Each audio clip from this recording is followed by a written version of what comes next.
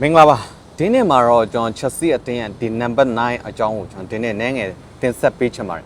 ကျွန်တော်တို့ချက်စီအတင်းကအခုကျွန်တော် number 9ဆိုတာကတော့ကျွန်တော်တို့အတွက်အချိန်စာတင်တဲ့ number လို့တော့ကျွန်တော်ပြောလို့ရတယ်ဗျကျွန်တော်လက်ရှိချိန်မှာတော့ Jao Petro ကအဲ့ဒီ number ကိုသူကယူတင်ဝစ်စင်တော့မယ်ဆိုတော့နည်းနည်းတော့ကျွန်တော်နည်းနည်းတော့စိုးရိမ်မိတယ်ဗျ Jao Petro ကိုမယုံတာတော့မဟုတ်ယုံတယ်ဒါပေမဲ့အရှိမဖြစ်ပျက်ခဲ့တဲ့အရာတွေကိုကျွန်တော်ကြည့်မယ်ဆိုလို့ရှင်တော့တော်တော်လေးကိုထိတ်လန့်ဖို့ကောင်းတယ်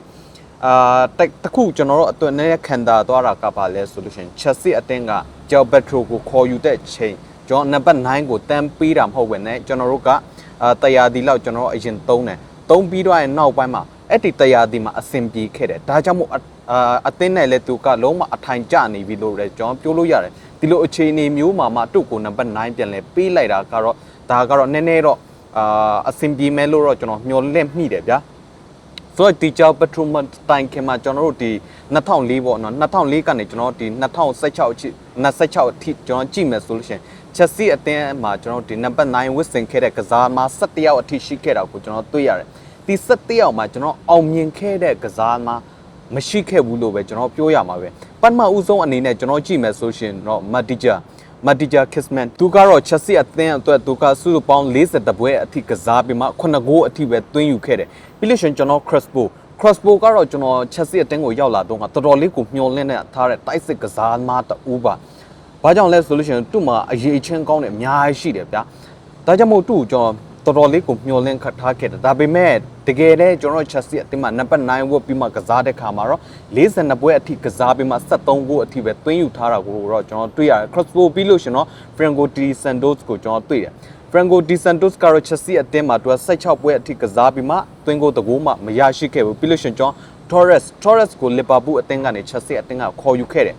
အဲ့ဒီတုန်းကလည်း Torres ကလည်းရှန်တော့ Liverpool အသင်းမှာတော်တော်လေးကိုကောင်းခဲ့တဲ့တိုက်စစ်ကစားမတူပါဒါပေမဲ့ချက်စီအသင်းမှာရောက်လာတဲ့ခါမှာတော့လုံးဝကိုကြရှုံးသွားတယ်အကြောင်းရင်းကလည်းကျွန်တော်တို့ကို number 9ပေးလိုက်တာလို့ပဲကျွန်တော်ပြောရင်လည်းရပါတယ်ဆိုတော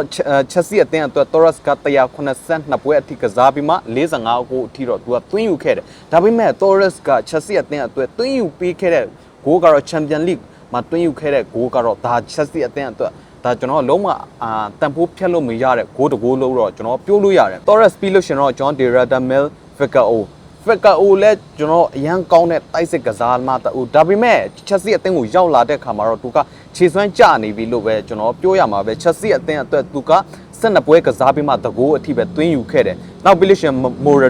Morata ကိုလည်းကျွန်တော်တော်တော်လေးကိုမျှော်လင့်ထားခဲ့တယ်ချက်စီအသင်းမရောက်ခင်ကလည်းတော်တော်လေးကိုကောင်းခဲ့တဲ့တိုက်စစ်ကစားမတူပါဒါပေမဲ့ချက်စီအသင်းမှာသူရောက်လာတယ် number 9 Wilson နဲ့ဒါပေမဲ့ချက်စီအသင်းအတွက်82ပွဲအထိကစားပြီးမှ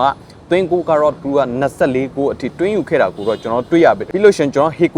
Higuain ကလည်းကျွန်တော်ဒီပြောမယ်ဆိုလို့ရှင်လဲဆောင်းတာကျွန်တော်ဒီကျွန်တော် Ficao လိုပဲပေါ့နော်ချက်စီကြပြီးတော့အဲ့အချိန်မှာချက်စီအသင်းကိုရောက်လာတဲ့တိုက်စစ်ကစားမှာချက်စီအသင်းအတွက်သူက19ပွဲအထိကစားပြီးမှ9ဂိုးအထိတွင်းယူခဲ့တယ်Tammy Abraham ကတော့ကျွန်တော်ချက်စီအကယ်မီထွက်ကစားမှာတူမဆိုးတဲ့အထဲမှာတော့ပါတယ်ဗျာTammy Abraham ကတော့မဆိုးဘူးချက်စီအသင်းအတွက်သူကစုပေါင်း82ပွဲအထိကစားပြီးမှ30အထိတွင်းယူထိပ်ပေးခဲ့တာကိုတော့ကျွန်တော်တွေ့ခဲ့ရတယ်လူကာကူကတော့ကျွန်တော်တို့ကတော့ပြောမနေတော့ပါဘူးချက်စီအသင်းအတွက်သူကစုပေါင်း44ပွဲအထိကစားပြီးမှကျွန်တော်တို့ကဒီ15ဂိုးအထိတွင်းယူခဲ့တာပေါ့နော်လူကာကူပြီးလို့ရှင်အော်ဘာမီယန်ကချက်စီအသင်းအတွက်20ပွဲကစားတယ်3ဂိုးအထိတွင်းယူခဲ့တယ်အခုကျွန်တော်ဒီမနစ်ကဆိုလို့ရှင်ဒီလက်ကချက်စီအသင်းကျွန်တော်တော်တော်လေးကိုမျှော်လင့်ထားတဲ့တိုက်စစ်ကစားမတူ number 9ကျွန်တော်ဒီ PSG အသင်းနဲ့ကျွန်တော်ဒီ Club World Cup မှာရှင်ပြိုင်ကစားတဲ့ခါမှာတော့သူ့ရဲ့ခြေစွမ်းကတော့တော်တော်လေးကိုကောင်းခဲ့တယ်ချက်စီအသင်းမြောက်ဦးမှာကျွန်တော်တော်တော်လေးကိုမျှော်လင့်ထားခဲ့ရဗျာမြောက်ဦးတိုက်စစ်မှာကတော့ကျွန်တော်တစ်ဖက်ကျွန်တော်တောင်ပန်တိုက်စစ်ကစားအမားတွေကိုနေရာလွတ်တွေရှာဖွေပေးနိုင်တယ်သူ့ရဲ့ဒီခနာကိုကြန့်ခိုင်မှုတွေနဲ့တွန်းတိုက်ကစားတဲ့အတွက်ကြောင့်မို့ PSG အသင်းနဲ့ပွဲစဉ်မှာကျွန်တော်တော်တော်လေးကိုမျှော်လင့်ထားခဲ့တယ်ဒါပေမဲ့မျှော်လင့်ထားလို့တော့မဖြစ်လာခဲ့ဘူးဒီလက်ကတော့ချက်စီအသင်းအတွက်သူက35ပွဲအထိကစားပြီးမှ2ဂိုးအထိပဲတွင်းယူခဲ့တာကိုတော့ကျွန်တော်တွေ့ရတယ်ဗျာအခု Jao Petro လက်ထက်ရောက်လာပြီဆိုတော့ Jao Petro ကကျွန်တော်ဒီ number 9 ကျင်းစာကိုထ ဖြတ်ပေးနိုင်မလားဆိုတော့ကျွန်တော်တစ်ချက်တော့စောင့်ကြည့်ရမယ်ဆောင်းကျွန်တော်အရှိမပြောခဲ့တယ်လို့ပဲတခုကန်ကောင်းသွားတာကကျွန်တော်ဘက်ထရိုကရောက်ချင်းနံပါတ်9ကိုဝစ်စင်တာမဟုတ်ဘဲနဲ့100ဒီလောက်သူကခဏစောက်ပြီးမှပြန်လဲယူဝစ်စင်တဲ့အတွက်ကြောင့်မို့အရင်ခြေစွမ်းကိုပဲဆက်ထိန်ထားနိုင်မယ်လို့တော့ကျွန်တော်မျှော်လင့်တယ်နည်းနည်းတော့စိုးရိမ်ပေမဲ့လည်းမျှော်လင့်မိတယ်ဗျာဆိုတော့မကြခင်မှာကျွန်တော်ဒီလာမယ့်ရာသီမှာကျွန်တော်ဘက်ထရိုကဒီနံပါတ်9မှာလောက်ထိမှစွမ်းဆောင်ပေးနိုင်မယ်ဆိုတော့ကျွန်တော်ရေကုန်စောဆောင်မျှော်နဲ့အားလုံးကျွန်တော်လောက်နိုင်ပဲဆုံးတက်ပေးချင်တယ်အားလုံးအထူးပဲကျေးဇူးတင်ပါတယ်